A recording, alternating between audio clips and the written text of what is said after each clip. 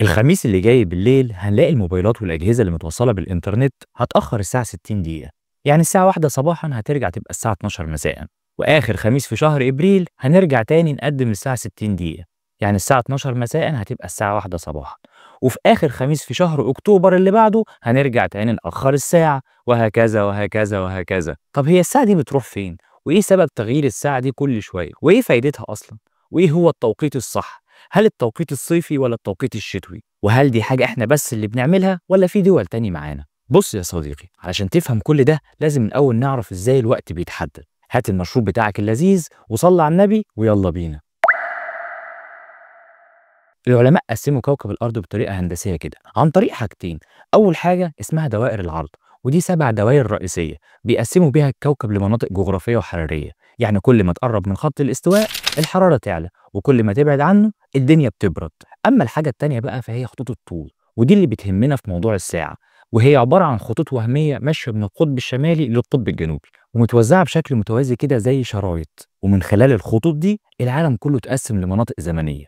واهم خط فيهم هو خط جرينتش، وده جاي من مدينه صغيره اسمها جرينتش في لندن. ومن القرن ال19 بقى هو ده التوقيت اللي ماشي عليه العالم كله. بس هم ليه بداوا بيه اصلا؟ تعالى يا صديقي نعرف القصه مع بعض. في الوقت دوت بريطانيا كانت بتبني خطوط سكك حديد كتير، والمشكله ان كل مدينه كانت شغاله بتوقيت خاص بيها. يعني قطر يطلع من مدينه الساعه 4 يوصل التانية الساعه 4 برضه، لحد ما اتلخبطوا خالص وقرروا يعملوا توقيت موحد لكل المدن وسموه توقيت السكه الحديد. ومن هنا بقى توقيت جرينتش هو الرسمي، واتعمم على العالم كله سنة 1884. وبقى أي حد عايز يظبط ساعته يظبطها على توقيت جرينتش. لكن مع التقدم التكنولوجي اتغير اسمه في مؤتمر عالمي سنة 1972 وبقى اسمه التوقيت العالمي المنسق UTC. التوقيت ده بقى بيعتمد على 400 ساعة ذرية في 70 معمل حوالين العالم، وساعة الصفر فيه هي ساعة جرينتش. معلومة ما تهمناش قوي يعني. أما خطوط الطول اللي اتكلمنا عنها من شوية بتقسم الكوكب ل 24 منطقة زمنية، كل منطقة بتزيد أو تقل ساعة عن اللي جنبها. يعني لو مشينا ناحية الشرق نزود ساعة، ولو مشينا ناحية الغرب ننقص ساعة. طب وبالنسبة لمصر إحنا فين؟ إحنا في المنطقة التانية شرق جرينتش، يعني توقيتنا أسرع بساعتين عن جرينتش. لكن ساعات بنلاقي نفسنا متقدمين أكتر. ليه؟ علشان بنطبق التوقيت الصيفي. طب هو إيه التوقيت الصيفي ده أصلا؟ اليوم على كوكب الأرض يا صديقي بيتكون من 24 ساعة. بس خد بالك ال 24 ساعة دول مش دايما متقسمين نصين 12 نهار و12 ليل زي ما كل الناس فاكرة.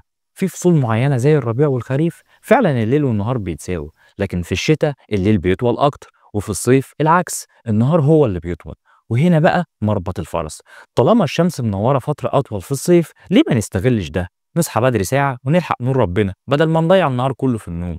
يعني مثلا بدل ما نصحى الساعة 7 الصبح وننام الساعة 10 بالليل، لا نخليها 6 الصبح وننام 9 بالليل. وكده كده الساعة 6 بيبقى النهار منور فيها ومفيش داعي للأنوار. طب إيه الفايدة؟ الفايدة ببساطة يا صديقي إننا بنوفر طاقة وكهرباء. يعني لما الناس تنام بدري وتصحى بدري الاستهلاك الكهربائي بيقل في فترة الليل. يعني لو كل الناس وفرت ساعة كهرباء في اليوم اضربها بقى في عدد السكان يا معلم، أرقام مهولة وفلوس الدولة بتوفرها. طب هو مين أول واحد فكر في الحكاية دي أصلا؟ القصة بتبدأ من أمريكا مع العالم والسياسي بنجامين فرانكلين، اللي صورته على ورقة $100 على فكرة. سنة 1784 كتب مقال ساخر في جريدة ذا جورنال أوف باريس، قال فيه إن لو الناس صحيت بدري ونامت بدري هيوفروا في استهلاك الشمع.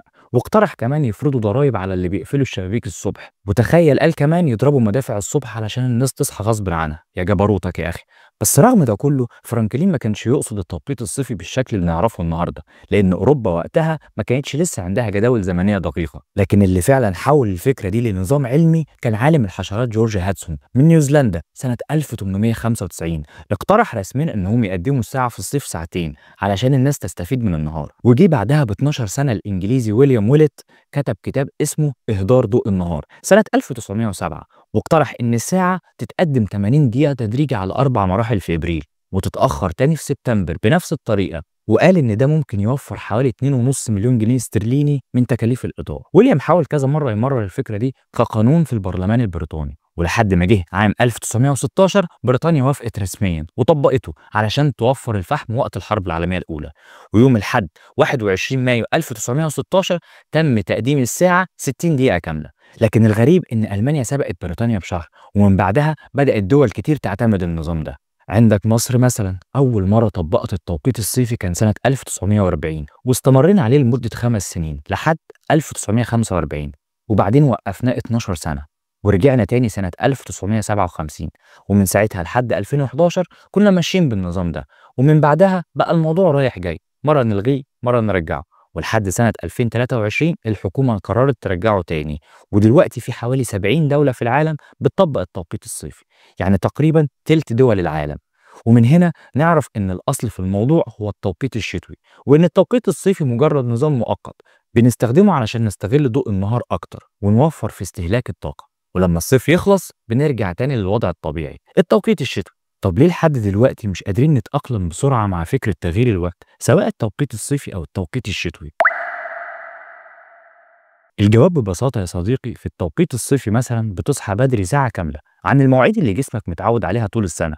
يعني لما بتصحى الساعة 7 الصبح هي مكتوبة قدامك 7 فعلا، بس الحقيقة انك فعليا بتصحى الساعة 6 وجسمك لسه مش مستوعب ده. الجسم بطبعه بيحتاج وقت عشان يتأقلم على مواعيد النوم المختلفة، حتى لو عدد ساعات النوم هي، والعكس صحيح بالنسبة للتوقيت الشتوي. وعلشان كده الدول اللي بتطبق نظام تغيير الوقت اليوم اللي بيبدأوا فيه تغيير النظام بيكون اليوم اللي بعده على طول أجازة رسمية، لأنهم عارفين إن اليوم الأول بيحصل فيه لخبطة كبيرة في المواعيد والنوم والشغل. أما عندنا في الدول العربية فبيطبق النظام دوت يوم خميس علشان بعديه يوم جمعة، علشان الناس تكون في أجازتها والجسم ياخد وقته ويتظبط شوية. وفي النهاية خلينا نطرح السؤال اللي محير الكل: هل التوقيت الصيفي دوت حاجة كويسة ولا سيئة؟ الناس منقسمين لجزئين، في مؤيد وفي معارض. المؤيدين شايفين إنه بيوفر في استهلاك الطاقة خصوصا في الإضاءة الليلية اللي اتكلمنا عنها من شوية، غير انه بيدي فرصه للناس يخرجوا الصبح بدري يستمتعوا بالهواء ويستغلوا ضوء النهار اكتر. لكن في المقابل في ناس تاني معارضه بتقول ان التوقيت الصيفي دوت ما بيوفرش حاجه تذكر، لان اغلب الاماكن دلوقتي بقت بتستخدم لمبات موفره او ليد، يعني التوفير في الكهرباء بقى ضعيف جدا. زود على كده كمان بالليل الناس بتشغل التكييفات وهي نايمه، وده بيستهلك كهرباء اكتر بكتير من اللمبات اللي بيطفيها التوقيت الصيفي. وكمان لما النهار بيطول الناس بتقعد في بيوتها اكتر، وده بيقلل الخروج التسوق المطاعم، وده اللي بدوره بيأثر بالسلب على الاقتصاد. بس في الحقيقة مفيش رأي أصح من التاني في الموضوع ده. الخناقات حوالين التطبيق الصيفي شغالة بقالها أكتر من 100 سنة، لأن النظام دوت اتطبق من سنة 1916 زي ما قلنا من شوية، ومن ساعتها ولحد النهاردة ناس كتير بتأيده وناس أكتر بتعارضه. أنت من أي فريق؟ هل بتحب نظام التوقيت الصيفي ولا شايف إنه ملوش لازمة؟ اكتبوا لنا رأيكم في التعليقات. بس كده اهي سهله اهي. لو عجبك الفيديو ما تنساش تعمل لايك ومشاركه مع كل حبايبك علشان يعرفوا سبب تغيير الوقت كل شويه، ولو اول مره تزورني في القناه اشترك وفعل الجرس علشان يوصلك كل جديد. اشوفكم الحلقه اللي جايه. سلام.